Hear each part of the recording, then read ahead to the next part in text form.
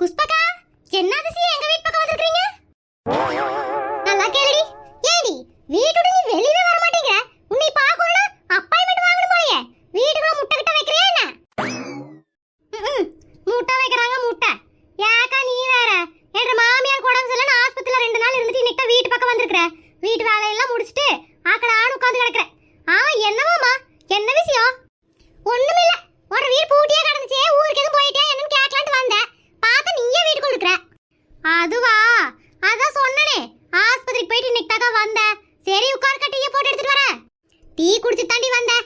சரி வேலையெல்லாம் முடிச்சிட்டு வீட்டு பக்கம் வா, நிறைய பேச வேண்டியது இருக்குது. ஏக்கா, பக்கத்து வீட்டு பரமசிவம் அண்ணன் பையனுக்கு கல்யாணம் ஆச்சுல, பொண்ணு மாப்பிள்ளை வீட்டுக்கு வந்துட்டாங்களா? பொண்ணு மாப்பிள்ளை வேற போய் பார்க்கணும்க்கா. அடி பொண்ணு மாப்பிள்ளை ஹனிமூன் போயிருக்காங்கடி, வந்ததுக்கு அப்புறம் போய் பார்க்கலாம். ஹனிமூனா? அப்படின்னா என்னக்கா? இவ ஒரு விவரம் கட்டல. ஏடி தேனிலவு போயிருக்காங்க. அதான் ஊட்டி கொடைக்கானல் போவாங்கல, அங்க போயிருக்காங்க. 4 நாள் கழிச்சு தான் வருவாங்களாமா, வந்ததுக்கு அப்புறம் போய் பார்த்துக்கலாம். இப்பெல்லாம் கல்யாணம் ஆன மறுநாளே பொண்ணு மாப்பிள்ளையும் மலை பிரதேசத்துக்கு போயிடுறாங்க. எல்லாம் கொடுத்து வச்ச வாழ்க்கை தான். ஏன் ஒன்ற வீட்டுக்காரனே ஹனிமூன்ல கூட்டிட்டு போனியாக்கோ? அந்த ஹனிமூன் கூட்டிட்டு போயிடுதா, மத்த வேலையே பாப்பாப்ல. கல்யாணமாய் நேரா இந்த வீட்டுக்கு தக்கா கூட்டிட்டு வந்தாரு. அது மட்டுமா, அப்படியே கையை பிடிச்சு அந்த அடுப்படிக்கு கூட்டிட்டு போய் விட்டவர் தான். இப்ப வரைக்கும் நானும் வெளியே வரல, அந்த மனுஷனும் என்னை வெளியே எங்க கூட்டிட்டு போல.